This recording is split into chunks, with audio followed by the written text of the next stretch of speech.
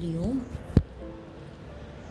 आज हम सुनेंगे 3.36 पतंजलि योग सूत्र। यह है ततः प्रातिभ श्रावण वेदना दर्शा स्वाद वार्ता जायन्ते। ततः यानी उसकी वजह से, प्रातिभ यानी प्रतिभा के द्वारा, श्रवण यानी सुनना, वेदन यानी स्पर्श, आदर्श यानी दर्शन, आस्वाद यानी टेस्ट, वार्ता यानी गंध, जायन्ते यानी हम जान सकते हैं। तो इसका पूरा अर्थ ऐसा है कि इसकी वजह से हम बाह्य इंद्रिय का माध्यम, कोई भी मीडियम न यूज़ करते हुए प्रतिभा के द्वारा श्रवण, स्पर्श, दर्शन, टेस्ट और गंध, ये सब चीज़ें हम जान सकते। मतलब पंचतन माता, शब्द, स्पर्श, रूप, रस, गंध, तो वो सब हम जान सकते हैं। मतलब बिना किसी को टच करे हुए या सुगंध लेते हुए अपने आप अपने को समझ में आता है। तो ये पहले वाला जो सूत्र है उसमें क्या था कि पुरुष का ज्ञान होता है। तो पुरुष का ज्ञान होने की वजह से दिव्य शब्द, स्पर्श, रूप, रस, गंध, इनका हमको एहसास होता है। तो जब तक चित्त के व्यापार चलते रहते हैं तो इंद्रिय के माध्यम से हमारा हमको ज्ञान होता है। पर चित्त का जो व्यापार है उसको हम उसमें से अवेयरनेस निकाल के अपने अंदर के पुरुष तत्व पे संयम यानी धारणा, ध्यान, समाधि करने से इंद्रियातीत, इनफैक्ट प्रकृति लीला की जो उसके पर्याय जो है उसका दिव्य अनुभव हमको आने लगता है। तो सच बोले तो ये विश्व अपने एक्सपीरियंस के बियॉन्ड है। वो सेक्टर ही एक साक्षात्कार का सेक्टर है और उसमें से आने वाला जो अनुभव है वो अनिर्वचनीय है। परंतु सिद्ध योगीजन उस अनुभव की स्मृति जागृत करके उसका वर्णन करने का प्रयत्न करते हैं। और वो तब वो वर्णन करते समय खाली उसका वर्णन दिव्य स्पर्श, दिव्य रूप, दिव्य रस, दिव्य गंध ऐसा ही कर सकते। वो बता नहीं सकते कि क्या मुझे अनुभव हुआ करके, खाली दिव्य अनुभूति ऐसे ही करते। और इसी वजह से इस ज्ञान को प्रातिभ अर्थात इंद्रियातीत प्रतिभा के द्वारा हुई अवेयरनेस ऐसा बोलते हैं। ऐसा आगाशे सर ने बताया है और कोपर्डेकर जी ने बताया है कि पुरुष ज्ञानार्थ किया हुआ संयम की वजह से प्रतिभा सामर्थ्य प्राप्त होता है। प्रतिभा सामर्थ्य यानी अति दूर हुई वस्तुओं का ज्ञान। तो दिव्य हुए शब्द उसे सुनना, दिव्य स्पर्श समझना, दिव्य रूप दृष्टि को दिखना, दिव्य रस का उसको मिठास समझना, दिव्य गंध समझना, ये सिद्धियाँ प्राप्त होती है। तो पिछले सूत्र में बताया था कि स्वार्थ संयम से पुरुष ज्ञान होता है। और ये पुरुष ज्ञान मतलब ऐसे है कि सब जगह ब्रह्म है, इनमें है, मुझ में है, ये सब बात हमने पिछली बार की थी। तो सब जगह ब्रह्म है। तो यह अवेयरनेस अगर हो गया तो सब जगह का ज्ञान हमको प्राप्त होता है। मतलब इनमें भी ब्रह्म, इनमें भी, मुझ में, सब में, आप में, तो ये ब्रह्म है। तो यहाँ पे कुछ सिद्धियाँ प्राप्त होती जब हमको ब्रह्म का ज्ञान होता है। तो ये सिद्धि कौन सी प्राप्त होती, ये सूत्र में ये बताया हुआ है। श्रावण मतलब श्रवण की सिद्धि, दिव्य शब्द मतलब अनाहत ध्वनि, देवों का शब्द सुनने आना मतलब श्रावण सिद्धि। फिर दूर का सुनना, यह भी श्रावण सिद्धि है। और भविष्य का सुनना, यह भी श्रावण सिद्धि है, ऐसे उन्होंने बताया। और वेदन मतलब दिव्य स्पर्श समझना, दर्श यानी दिव्य रूप दृष्टि से आना। कुछ कभी भगवान के दर्शन हो जाते हैं, बड़े बड़े संत महात्मा के दर्शन हो जाते हैं। तो आस्वाद यानी दिव्य रस का अपने को जो मिठास, और वार्ता यानी दिव्य गंध समझ में आता है। तो ऐसी सिद्धियाँ बहुत सारे योगियों ने प्राप्त करके ली है, ऐसा दिखता है हमें। तो बड़े रास्ते से जब हम प्रवास करते हैं तो स्टेप पे वो जो माइलस्टोन दिखाई देता है कि थोड़े थोड़े एक माइल के ऊपर वो स्टोन, तो माइल का स्टोन दिखा तो वो डिस्टेंस में हमको 1 मील हम आगे चले गए ऐसे हमको समझता है, वो स्टोन की वजह से है ना। स्टोन होगा उधर तो रोड पे हमको अभी 15 किलोमीटर 20 किलोमीटर 10 किलोमीटर कितना बाकी वो माइल स्टोन की वजह से समझता है।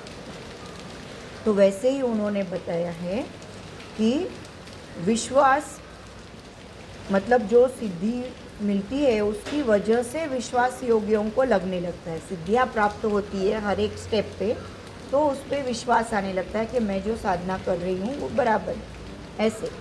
और वो सिद्धियों का अनुभव जब साधक को आने लगता है तो वो सिद्धियों में वो अटकने का संभव रहता है कि उसमें ही अटका रहता है। अभी ये सिद्धियाँ मुझे प्राप्त हुई तो मैं सब बाहर बताऊँ सबको, तो ऐसा होता है। तो साधक अगर सिद्धियों में ही अटक के रहेगा तो उसका आगे वाला जो योगाभ्यास है वो स्थगित हो सकता है, वो वहाँ पे ही अटक सकते हैं, वो आगे और नहीं उसका अभ्यास कर सकता। उसको अच्छा लगने लगता है वो सिद्धियों, उसमें रममाण होना, लोगों को दिखाना, चमत्कार, ऐसा होता है। तो ऐसा ना हो इसके लिए पतंजलि मुनि ने बताया है कि सिद्धियों के जो गुण दोष है वो आगे के सूत्रों में बताए हैं, और यह सिद्धियों का दोष साधकों ने जानना चाहिए और उसमें ना अटकते हुए आगे का योगाभ्यास चालू रखना है, ऐसे यहाँ पे पतंजलि मुनि ने सूचित किया है। फिर स्वामी आनंद ऋषि जी बताते हैं कि यहाँ पे जो ऋषि पतंजलि को प्रतिभा यह शब्द है उसमें इंग्लिश में कोई शब्द प्रतिशब्द उनको समझता नहीं, उनको कोई प्रतिशब्द समझता नहीं। तो साधारणतः इस अर्थ का इंग्लिश शब्द है इंट्यूशन। तो इंट्यूशन यानी प्रतिभा, यह बुद्धि और स्फूर्ति या प्रज्ञा यानी इंटेलेक्ट एंड इंस्पिरेशन, इन दोनों से अलग है। तो सहस्त्रार चक्र जब समझने शुरुआत हो जाती है तो परतत्व का बोध होता है, यानी प्रतिभा का आविष्कार समझने लगता है। तो प्रज्ञा के द्वारा उत्पन्न होने वाली प्रज्ञा प्रकाश की सिद्धि सूत्र 3.5 में उन्होंने बताई। तो इस सत्र में प्रतिभा से जो आविष्कार होता है उसके जो उदय होती है वो सिद्धियाँ जो है उसका जो बहुत उच्च दर्जा के होते हैं ऐसे उन्होंने बताया, हायर लेवल के होते हैं।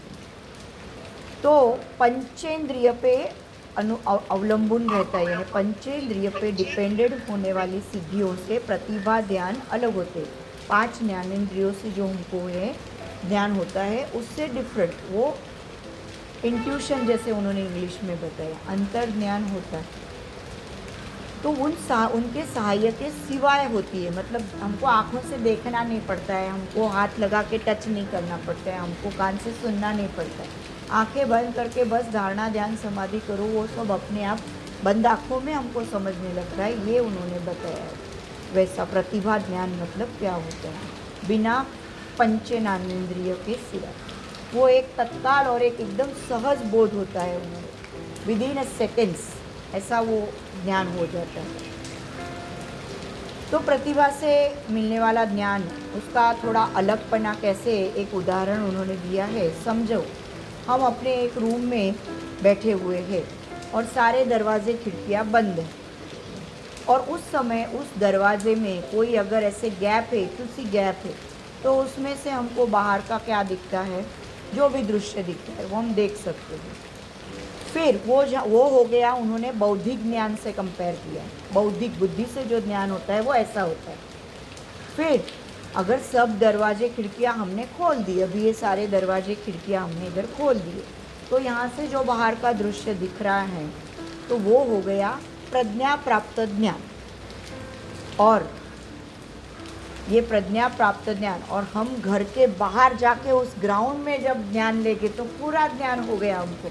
अभी जो हमको ये थोड़ा थोड़ा दिख रहा है, बाहर जाके खड़े रहेंगे तो पूरा आकाश, पूरा जल तत्व, पृथ्वी तत्व, सब कुछ अपने को पूरा दृश्य दिखने लगेगा। तो वो हुआ प्रज्ञा प्राप्त, मतलब वो हुआ प्रज्ञा से भी पर्याप्त, और जो कुछ दिख रहा है वो है प्रातिभ ज्ञान, यानी इतना उच्च लेवल का ज्ञान हमको उस समय समझ में आता है। संत ज्ञानेश्वर ये भी योगी थे, तो परतत्व बोध की वजह से उनकी प्रतिभा जागृत हुई थी। और उनका जो ज्ञानेश्वरी ग्रंथ है उसके अंदर इस प्रतिभा का फुलोरा हर एक पेज पे दिखता है। उनका जो ग्रंथ है हर एक पेज पे उनको जो प्रतिभा ज्ञान प्राप्त हुई थी वो समझ में आता है। तो अपना अमृतानुभव उस ग्रंथों में इंद्रिय न यूज होते हुए इंद्रिय जन्य ज्ञान का अवस्थे का सुंदर वर्णन उन्होंने किया है। तो अमृत का जैसे अनुभव ऐसे बात की है। अमृतानुभव के जीवन मुक्त दशा कथन इस प्रकरण में, इस मतलब चैप्टर में ज्ञानेश्वर बताते हैं। अब क्या होता है जब वो प्रातिभ ज्ञान प्राप्त होता है तो उन्होंने बताया है सुगंध यही नाक हो जाता है। जो स्मेल हमको आती रहती है वही हमारा नाक नोज हो जाता है। फिर शब्द जो सुनाई देते हैं वही हमारे कान हो जाते हैं। फिर मतलब अपना भोग हम खुद ही लेते रहते हैं ऐसा। और जो मिरर है वह आंखें बन के अपने आप में सुखी मतलब हो जाते हैं। हमको अपने को मिरर में भी देखना नहीं पड़ता है रूप अपना ऐसा। वो मिरर जो है वही अपनी आंखें बन जाती है। फिर जो पंखा है वो वायु होकर कंटिन्यूस अपने को हवा डालते रहता है। मतलब अपने को हवा की भी ज़रूरत नहीं पड़ती। वो जो हमारा वायु का अंदर का जो हमको अनुभव आता है वो अपने आप पंखा वो वायु का अनुभव अंदर का करवाता है। और जीभ खुद ही रसमय हो जाती है। इतना सुंदर बात बताया है। मतलब कोई बाहर से टेस्ट लेने की ज़रूरत नहीं, कोई छूने की ज़रूरत नहीं, कोई कुछ नहीं। ये ज्ञानेश्वरी में बताया है। फिर साधना की जो प्रगति और जो नॉलेज का जो एकदम डिटेल्स है तो उसके अंदर गुरु का 100% हाथ है। गुरु के वजह से ही वो ज्ञान होने लगता है हमको।